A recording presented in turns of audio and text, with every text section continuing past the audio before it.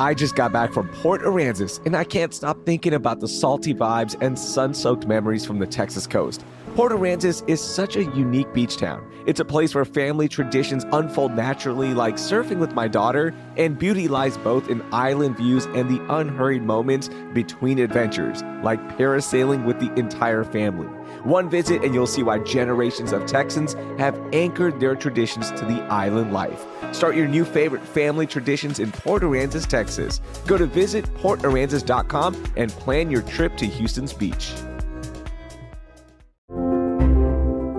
Holocaust Museum Houston's new exhibit, Unveiled from the Vault, is now on view through January 4th. Unveiled from the Vault explores the history of the Holocaust through a curated selection of artifacts from the Holocaust Museum's permanent collection, many of which are being displayed for the first time.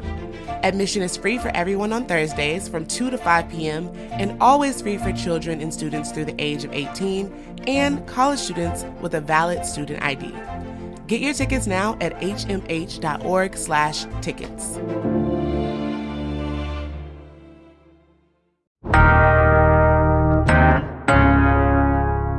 Today on CityCast Houston, one of our most beloved food institutions has been sold to a private equity firm in Beverly Hills. Is this the end of the best donuts and kolaches in the city? Plus, where to eat for Houston Restaurant Weeks. Let's talk food with Culture Map Houston's editor, Eric Sandler.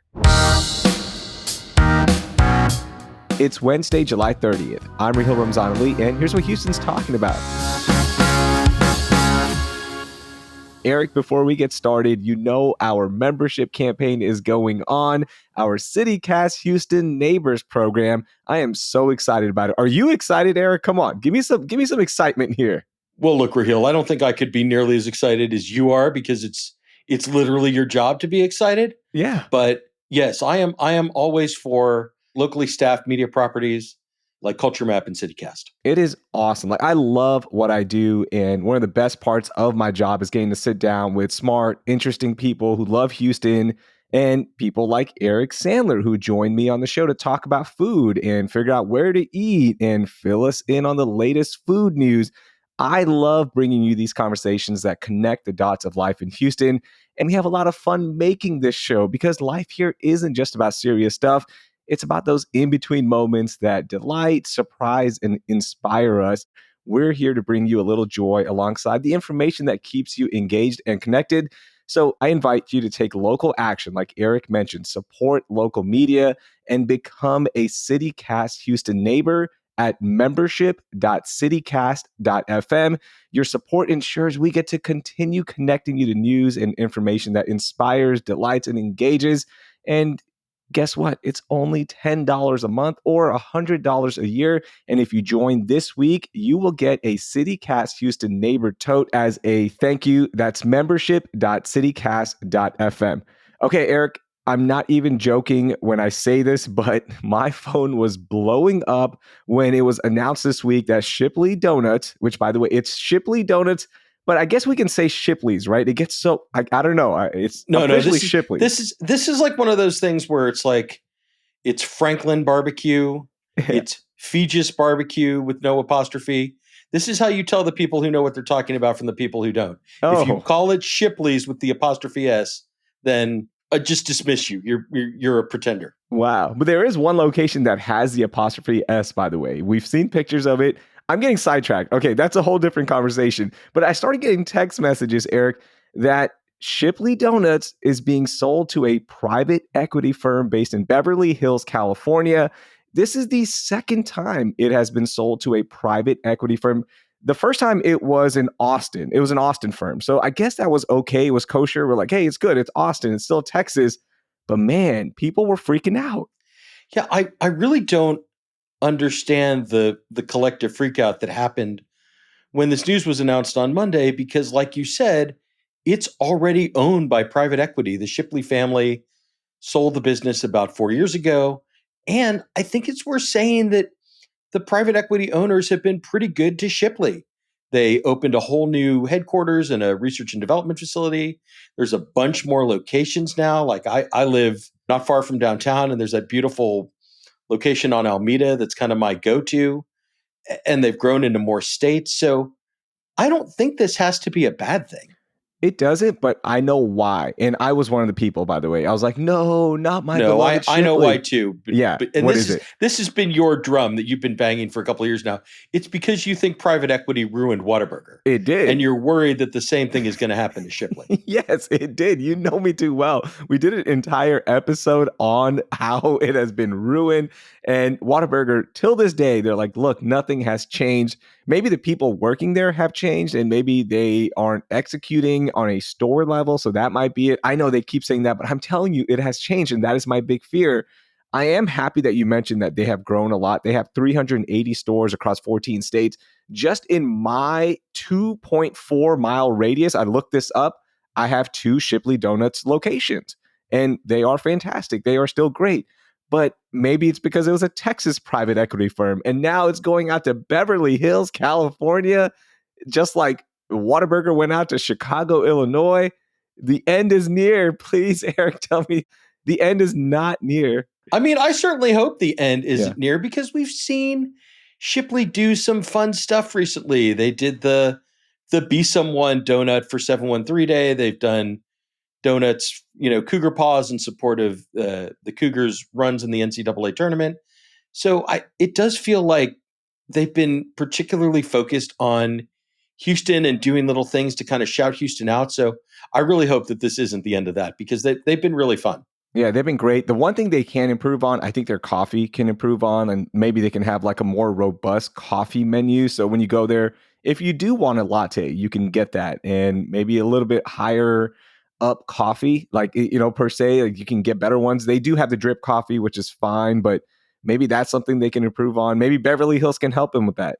Yeah, we know that it's possible in donut shops because not to plug another business, but Dunkin' Donuts, like the best thing about going to Dunkin' Oh, Donuts isn't the donuts, it's the it's the coffee. coffee. Yeah. Fantastic coffee.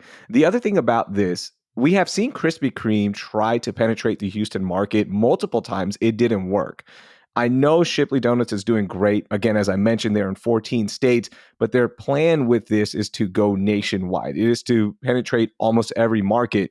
Will that work for Shipley Donuts? Because it feels like donuts are such a local and sacred thing across the nation, not just here. It's hard to say, right? It is a beloved local institution here in Houston and really across Texas. I've spent plenty of time on the East Coast. Dunkin' is very strong, especially in New England. Krispy Kreme in kind of the eastern part of the South, very, very popular. So, it's hard to imagine Shipley like going in and displacing them. Mhm. But donuts are a low barrier to entry, right? It's a sweet treat. It's a couple of bucks. It's a grab and go kind of situation. So, could they do some market research and find some locations and sneak into some of these other cities? I think they probably could. Yeah. Just like we've seen In and Out kind of establish a foothold here and other things like that. One other thing with Shipley Donuts being bought out by this private equity firm in Beverly Hills, are we going to see $17 smoothies on the menu in the future? Are we going to see some Erewhon smoothies there? I think Shipley. I think these guys are smart. These Yeah. these private equity guys are in it to make money. They know where their bread is buttered, and that is keeping Shipley. So hopefully, no on the Erewhon $20 smoothies. The one thing I will say, I want to share a personal story about Shipley Donuts. This will always connect me with my older brother. My dad on Sunday mornings, like most Houstonians, we would go to Shipley Donuts, pick up a dozen glazed donuts. And I remember the first time he picked up a dozen glazed donuts because we ate the entire thing. We being the two of us, my older brother and myself, and we knocked it out. I mean, we housed it. So from that moment on, my dad would have to buy 2 dozen glazed donuts because he knew that the boys would knock out at least 6 each. I'm not even joking. And now, Eric, when I eat one, I'm like, oh, this is so bad for my health. This is so bad, but it's so good still. Yeah, a couple of sausage cheese kolaches and maybe one or two glazed donuts for me. Every couple of months, right? You can't make a habit out of going to Shipley Donuts. All right, we'll see what happens with Shipley Donuts. Hopefully, nothing, and it remains the same. When we get back, we are going to talk about where to eat for Houston Restaurant Weeks. I'm getting some recommendations from Eric.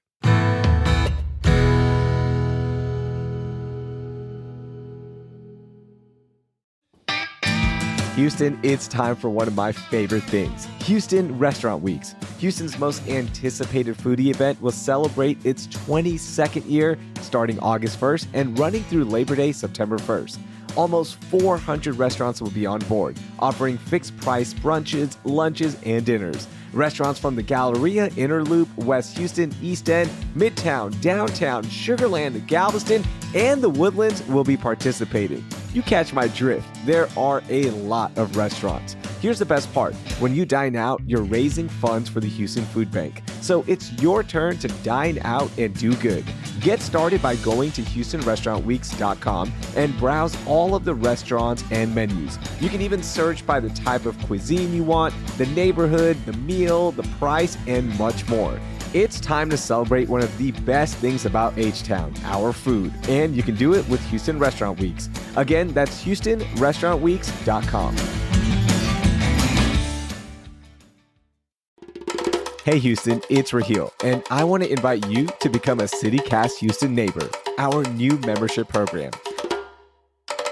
This is designed for people like you who love Houston and want to see CityCast Houston thrive. We're calling it Neighbors because neighbors and community are at the heart of what CityCast is trying to do. Neighbors drop by for a barbecue. Neighbors remind you that tomorrow is recycling day. Neighbors catch you up on the bike lanes controversy in Midtown and Montrose. For just $10 a month, you'll get the satisfaction of supporting our work and benefits that will help the city come alive for you. As a CityCast Houston neighbor, you'll get insider access to member-only events and volunteer meetups, ad-free listening, a weekly roundup of the best things to do in the city, and even the chance to shout out your favorite local nonprofit or business on the show. Plus, when you become a neighbor this week, we'll send you our exclusive CityCast Houston Neighbors Welcome Tote as a thank you gift. So let's redefine what it means to be a good neighbor in Houston together. Head to membership.citycast.fm to become a CityCast Houston neighbor today.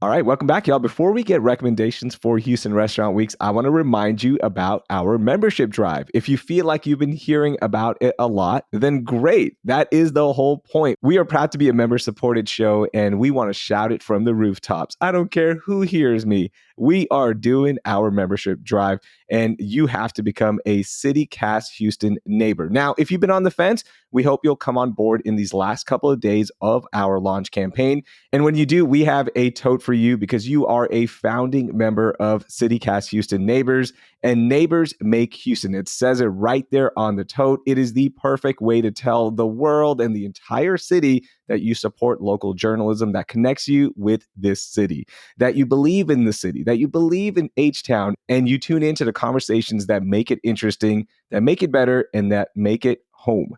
When you support CityCast Houston for just $10 a month, you get this fantastic tote and you help make it all happen. You make the show happen, and you can get it right now at membership.citycast.fm, just $10 a month or $100 a year. So please do it right now, and I truly appreciate the support.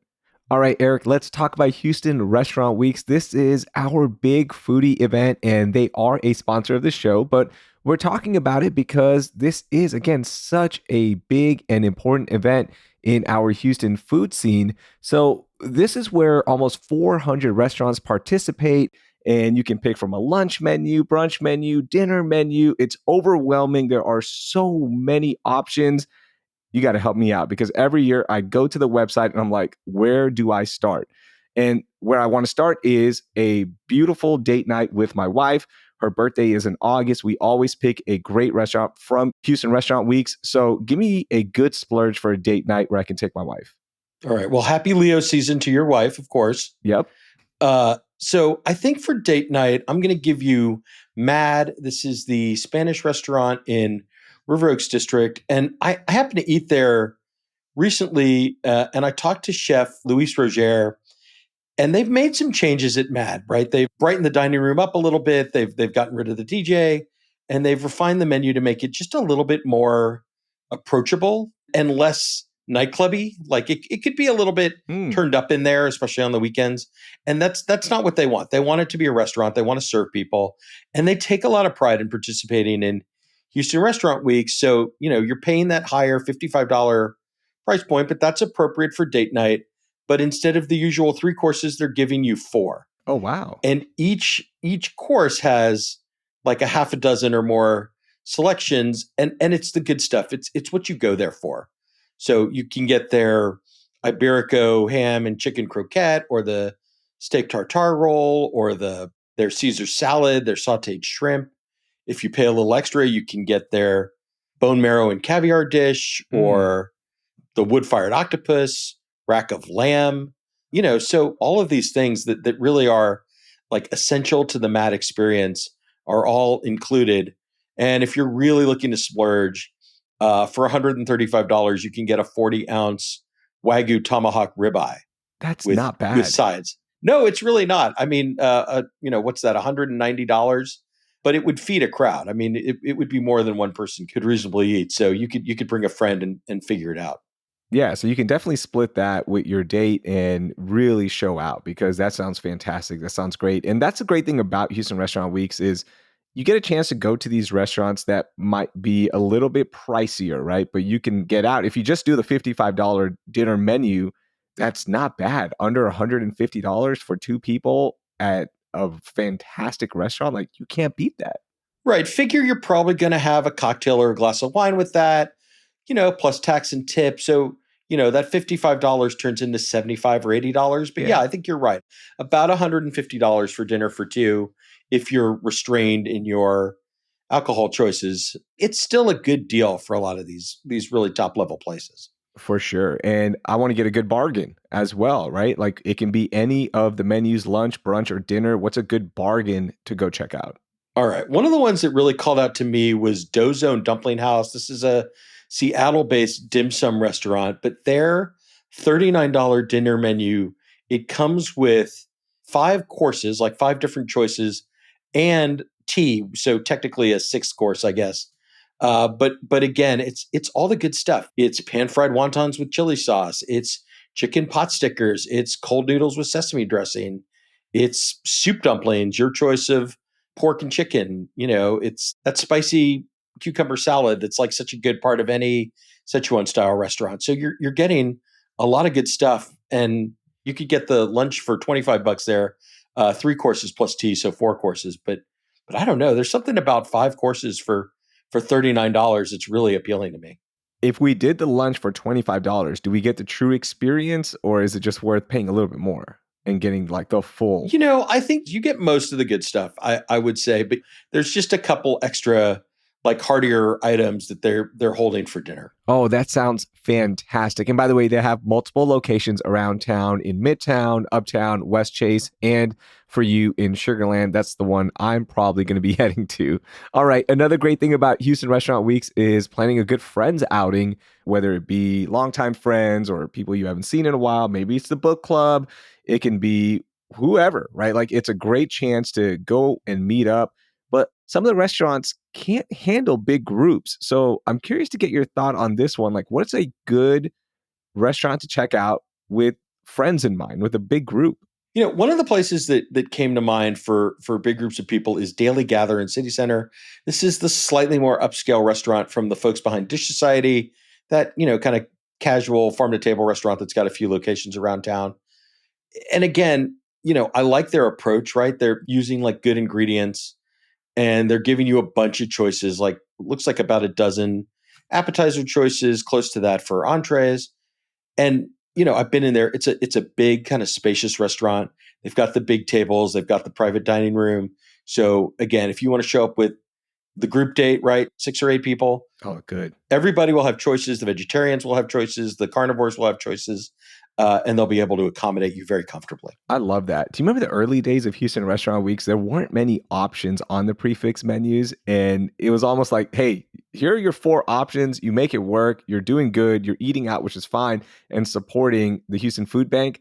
But it always felt like this is it. Okay. And we're not going to budge from this. But now it's become an event where you have, as you mentioned, like half a dozen, a dozen choices. Well, restaurants are required to give you at least 3 choices per course to participate in the event. And many of them do that, and that's fine. But the places that are the most successful, like if you look at the restaurants that donate the most every year from the event. It's places like B&B Butchers, Brennan's of Houston, Traveler's Table, where you have 5, 6, or even more choices per course. That's how you win people over. That's how you get that mass appeal. All right, final one, Eric, and this is the wild card. Eric Sandler's wild card. I think a lot of people are going to be happy with this one. Where are we going? Well, let me just say it was really hard to slim this down to just one, but I went with Perseid, which is Aaron Bludorn's new restaurant at the Hotel St. Augustine in Montrose. I love just the way that it looks. It's a very pretty restaurant. It's a very comfortable restaurant. And there's something about it being inside the hotel that kind of transports you because you have to walk through the grounds with the water features and the plant life and all that stuff. And then when you get there, you're getting really just some of the best dishes on that menu. I mean, I love their smoked salmon dip. That white gazpacho is perfect and refreshing for summer. Mm. And then of the entrees, people always look at me funny when I recommend the chicken, right? Like, why would I go to a restaurant for chicken? But that chicken paillard with the tomato sauce and the arugula salad and the fingerling potatoes is just fantastic. And if you can cook like that at home, I guess you should. Yeah. But you probably can't. They're better cooks than you are. I didn't know they were participating. That just shows you how many restaurants are on the menu this year. It's Oh, crazy. Aaron will tell you he loves Houston Restaurant Weeks. They did it for the first time last year. It went very well. And so all 4 of his places are participating this year. I love that. Houston Restaurant Week starts August 1st and runs through Labor Day, September 1st. So you have plenty of time, but make sure you do check out the popular ones and get your reservations in because they do book up fast. That's one other note I want to say. The very popular restaurants will book up. So get the reservations in early. Yeah, if you want to go to, 2 of the places in town with Michelin stars, Le Jardinier and BCN are both participating. If you haven't made your reservations already, then you're probably looking at dining at, 5 p.m. or 9:30 p.m. Hey, But still, $55 and you get a Michelin starred meal. 5 p.m., that is my time. That is literally when my wife and I can go. That is the only time where we can get one of the grandmothers to come and watch the kids. And we're like, 5 p.m. is great for us. So shout out to the 5 p.m. dining crew. We'll gladly take those open spots. All right, Eric, you know what we do on our food episodes with you. I want to get a hot take. We call it Check Please. What is your hot take that you want to hit on this week? My hot take, and I don't want to get into the position of like calling out other people in the media and influencing space, but I saw an item circulating last week where a local influencer listed 5 restaurants that he won't go back to, and he singled out both Gatlin's Barbecue and Gatlin's Fins and Feathers, and I have to tell you that just seemed really silly to me. I've been going to Gatlin's Barbecue since it opened its original location. It is consistently excellent. And if you don't like it, it's really on you.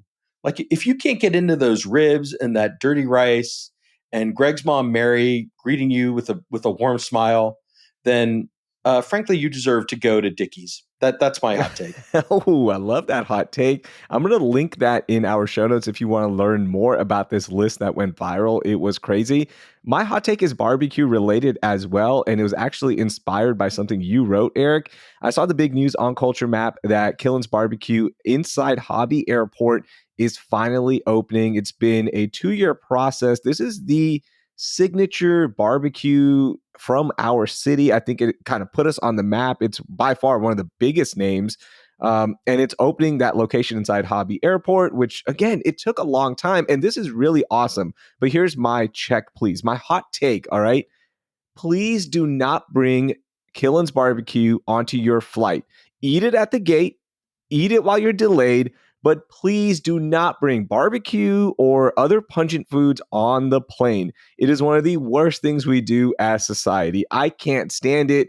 Bring something that has no smell. This is why those popular turkey wraps and bland foods are my go-to pick.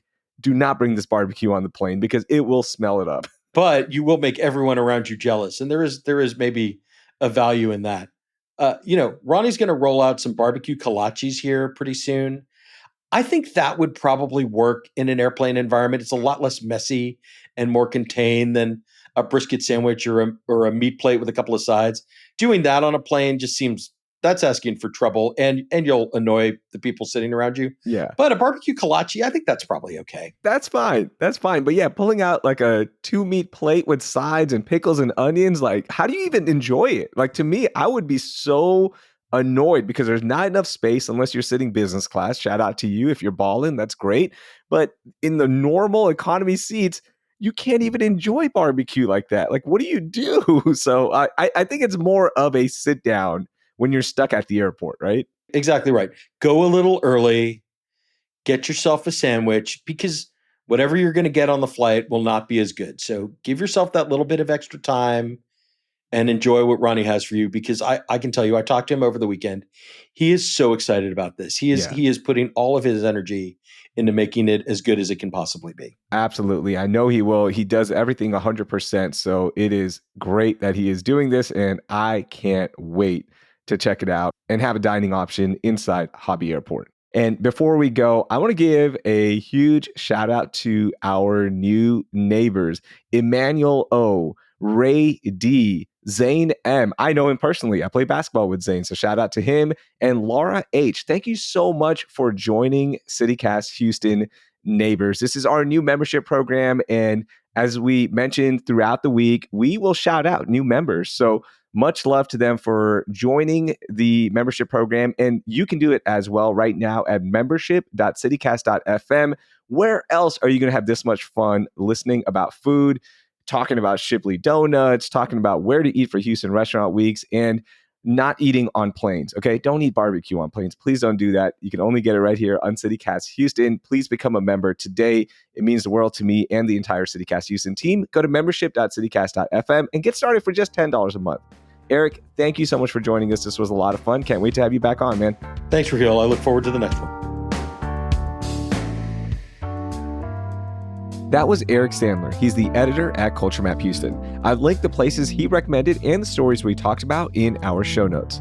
All right, if you're like me, you're planning out where to eat for Houston Restaurant Week, and I'm sure your friends would like to do the same. So text this episode to the last 3 friends you texted so they can also find some inspiration. If you're a longtime listener of CityCast Houston, thank you so much for the support.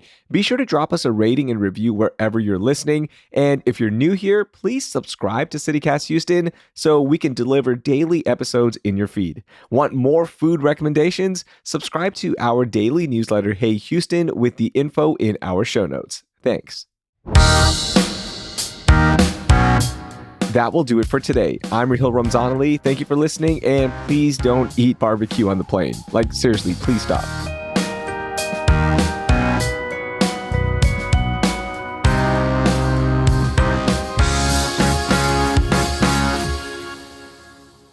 That is the whole point. We are proud to be a member-supported show, and we want to shout it. We are proud to be a member-supported show, and we want to shout it from the rooftops.